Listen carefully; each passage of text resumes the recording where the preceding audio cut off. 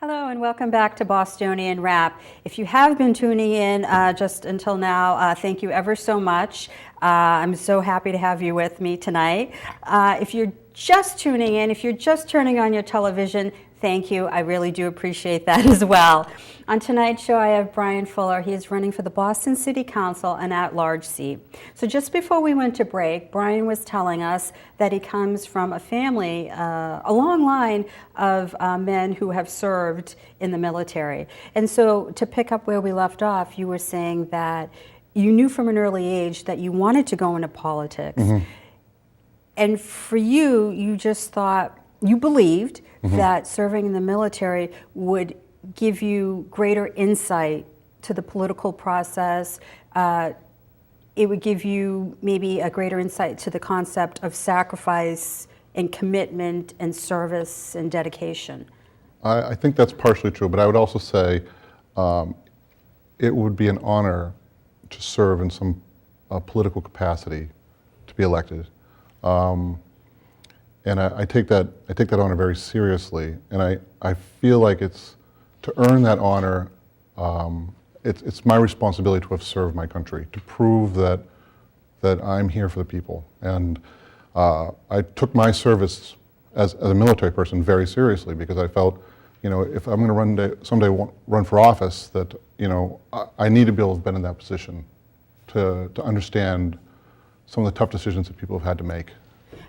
Okay, and you served, I guess, 2 tours in Bosnia. That's correct. That's incredible, and you attained the rank of sergeant. I did.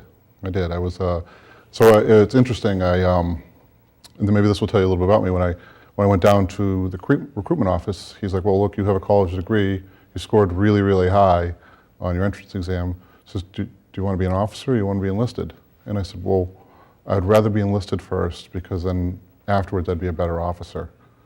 And I actually applied for officer cadet school after 3 years after making sergeant, but there was a drawdown in the military, so they weren't accepting applicants.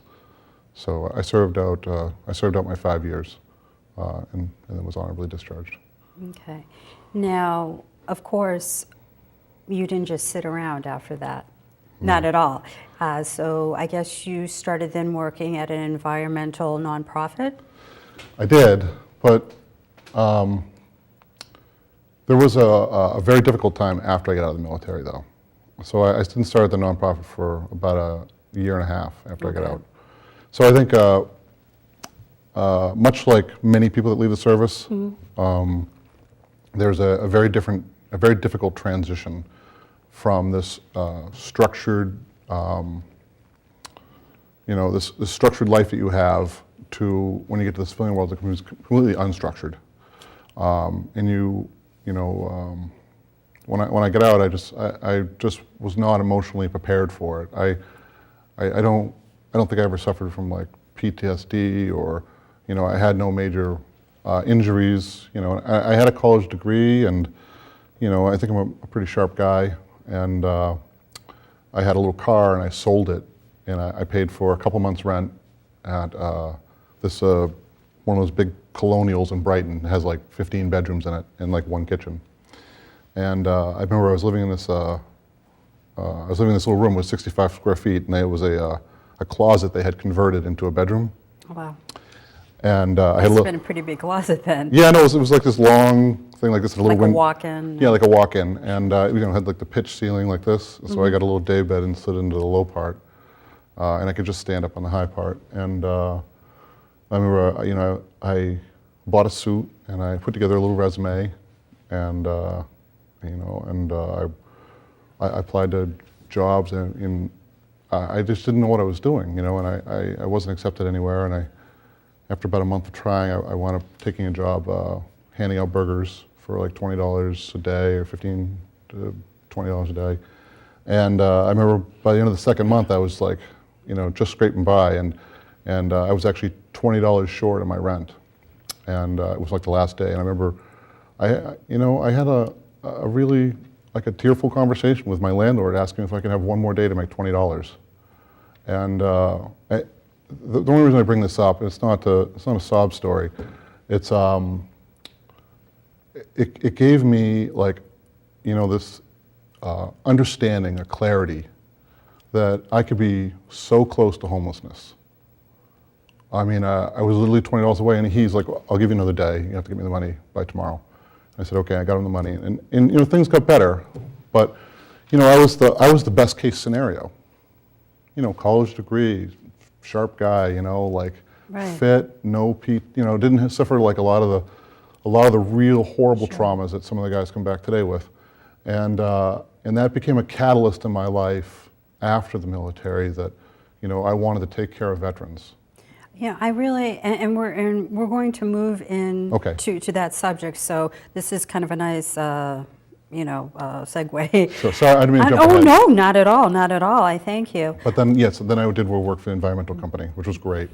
But what I want to kind of draw out is this idea. I think a lot of people, and they're not. I don't think they're wrong. And to be fair, and to be honest and full disclosure, I've never served in the military. Okay. But I've talked to many people who have, and every time it's been an honor, and every time I've learned, I think, a whole lot. And I think that what others like myself who haven't served in the military, what they might not necessarily realize is that it's not just the horrors that you might have seen, the things that, the unpleasant aspects of it, because certainly it's an honor to serve your country. Absolutely. But it's not always easy what you see in No. times of combat.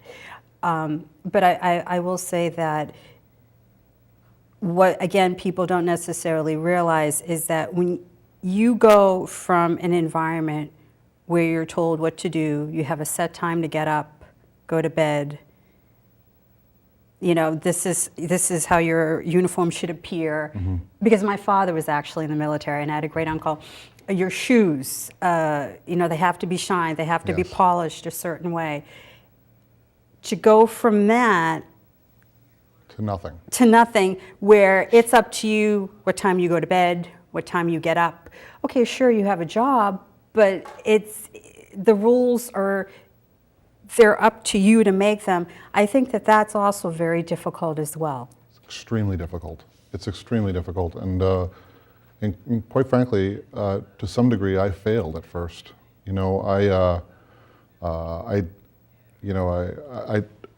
didn't know how to unstructure my life, and I didn't know of any support groups other than like the VA, and I didn't think I was sick, so I was like, I don't need to go to the VA. Yeah, no, it's a very tough transition for people, and I don't think people fully appreciate it. It's easy when someone comes back and they're disabled. It's more difficult when they come back and they look great and they look fine. And What's your problem? What's your problem? Just go right back into go right it. back into it. Here, put on your suit and go to work. And I think about that, and I think one of the most important issues facing America today is mental health issues.